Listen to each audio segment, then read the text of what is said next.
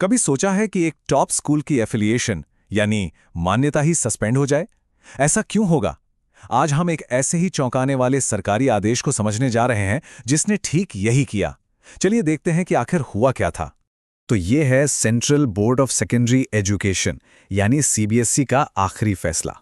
और देखिए, जब सीबीएसई जैसी संस्था किसी स्कूल की मान्यता सस्पेंड करती है ना, तो समझ लीजिए मामला गंभीर है। जीडी गोयनका हाई स्कूल जैसे इतने बड़े नाम के लिए ये वाकई एक बहुत बड़ा झटका था। तो सवाल यही उठता है कि इतना बड़ा, इतना मशहूर स्कूल आखिर इस हालत तक पहुंचा कैसे? इस पूरी कहानी की जड़ एक अकेली शिकायत में है, जिसने इस पूरी जांच की शुरुआत की। तो चलिए इस पूरी कहानी को शुरू से समझते हैं। पहले देखेंगे कि वो शुरुआती कंप्लेंट क्या थी, फिर इंस्पेक्शन में क्या क्या मिला, स्कूल ने अपने बचाव में क्या कहा और आखिर में सीबीएसई के फाइनल फैसले का क्या मतलब है। तो चलिए सबसे पहले पड़ाव पर चलते हैं, देखते हैं कि ये सारा मामला आखिर शुरू कहां से हुआ। पूरा मामला शुरू हुआ 5 जून 2025 को आई एक कंप्लेंट से। और ये कोई मामूली कंप्लेंट नहीं थी। मुद्दा था स्कूल के सबसे छोटे बच्चों यानी जूनियर स्टूडेंट्स की सेफ्टी और सिक्योरिटी का। अब जब बात बच्चों की सेफ्टी की हो, तो सीबीएसई ने इसे बहुत सीरियसली लिया और उन्होंने ऑर्डर किया एक सरप्राइज इंस्पेक्शन का। जैसा कि नाम से ही साफ है, ये एक अचानक किया जाने वाला दौरा होता है, बिना किसी नोटिस के, ताकि स्कूल की असलियत सामने आ सके। और बस 19 अगस्त को इंस्पेक्शन टीम स्कूल पहुंच गई। और इस विजिट के बाद जो कमिटी ने रिपोर्ट दी, वो कह सकते हैं काफ़ी चौंकाने वाली थी। सबसे पहली और सबसे बड़ी गड़बड़ जो सामने आई, वो ये थी कि एक ही कैंपस, एक ही बिल्डिंग से 3 अलग-अलग इंस्टीट्यूट चल रहे थे। सोचिए जरा, हाई स्कूल, वर्ल्ड स्कूल और एक यूनिवर्सिटी, तीनों एक ही जगह से, मतलब एक ही कैंपस में तीनों चल रहे थे। ये सीबीएसई के नियमों के बिल्कुल खिलाफ है, जिनके मुताबिक स्कूल का कैंपस पूरी तरह से अलग-थलग होना चाहिए। और लिस्ट यहीं खत्म नहीं हुई। इंस्पेक्शन में और भी कई गंभीर चीजें सामने आईं, जैसे कैंपस के चारों तरफ कोई पक्की बाउंड्री वॉल नहीं थी। स्कूल और यूनिवर्सिटी के लिए कॉमन रिसेप्शन और रास्ता था।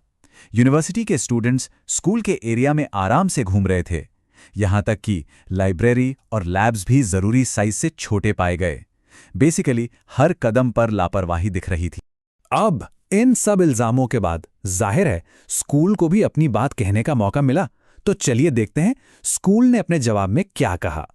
स्कूल का मेन आर्गुमेंट ये था कि टेक्निकली वो सब अलग-अलग हैं।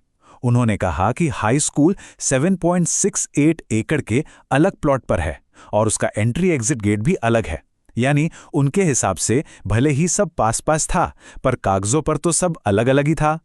इसके अलावा स्कूल ने यह भी दावा किया कि उनके पास एक fully functional composite science lab है और बाउंड्री वॉल की जो बात है उस पर भी काम चल रहा है। मतलब वो 6 फीट ऊंची कंक्रीट की दीवार बना रहे हैं।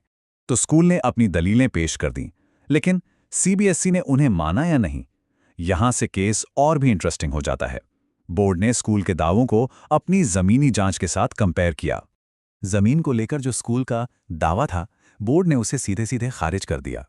उनकी फाइंडिंग थी कि जमीन पर रियलिटी में तीनों इंस्टीट्यूट्स के बीच कोई साफ डिमार्केशन यानी अलगाव था ही नहीं। बिल्कुल वैसे जैसे कोई कहे कि 3 अलग-अलग घर हैं, पर दीवारें कॉमन हैं और आंगन भी एक ही है। और बाउंड्री वॉल के मामले में भी कुछ ऐसा ही हुआ। स्कूल कह रहा था कि कंक्रीट की दीवार बन रही है, लेकिन इंस्पेक्शन टीम को वहां सिर्फ एक आम सी बाड़ मिली, जिसका कोई ठीक-ठाक डिमार्केशन भी नहीं था। यहां भी दावे और हकीकत में बड़ा फर्क था। अच्छा, अब आते हैं साइंस लैब के मुद्दे पर।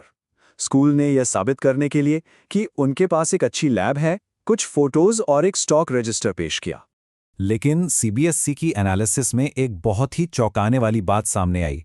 स्कूल ने जो फोटोज दी थी, उनमें से एक में साफ दिख रहा था कि पुरानी बायोलॉजी लैब के बाहर ही कॉम्पोजिट लैब का एक नया साइन बोर्ड लगा दिया गया था। मतलब कोई नई लैब नहीं, बस एक नया नाम दे दिया गया। और आखिर में सीबीएसई का पूरा फैसला एक ही चीज पर आके टिका, और वो है बच्चों की सुरक्षा। बोर्ड ने अपने कंक्लूजन में बिल्कुल साफ लिखा कि जब एक स्कूल कैंपस यूनिवर्सिटी जैसे हायर एजुकेशन इंस्टीट्यूट के साथ शेयर होता है और उनके बीच कोई ठीक से अलगाव न हो, तो छोटे बच्चों के लिए बुलिंग, हैरेसमेंट और अनुचित बातचीत जैसे खतरे पैदा हो जाते हैं।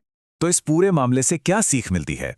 इसका असर सिर्फ एक स्कूल तक सीमित नहीं है, इसके इम्प्लीकेशंस यानी इसके मायने काफी दूर तक जाते हैं। ये केस हमें 3 बहुत जरूरी बातें याद दिलाता है। पहली, स्कूल की एफिलिएशन कोई अधिकार नहीं बल्कि एक जिम्मेदारी है जो छीनी भी जा सकती है। दूसरी, बच्चों की सेफ्टी नॉन नेगोशिएबल है, उस पर कोई समझौता नहीं हो सकता। और तीसरी, अकाउंटेबिलिटी यानी जवाबदेही सबसे जरूरी है। स्कूल अपने हर दावे और हर नियम के लिए जवाबदेह। आखिर में ये फैसला देश भर के तमाम स्कूलों के लिए एक साफ संदेश है और ये एक बड़ा सवाल भी छोड़ जाता है। क्या स्कूल और एजुकेशनल इंस्टीट्यूशंस छात्रों की सुरक्षा और नियमों के पालन को अपने बिजनेस और सहूलियत से ऊपर रखते हैं? इस फैसले का असर आने वाले वक्त में जरूर देखने को मिलेगा।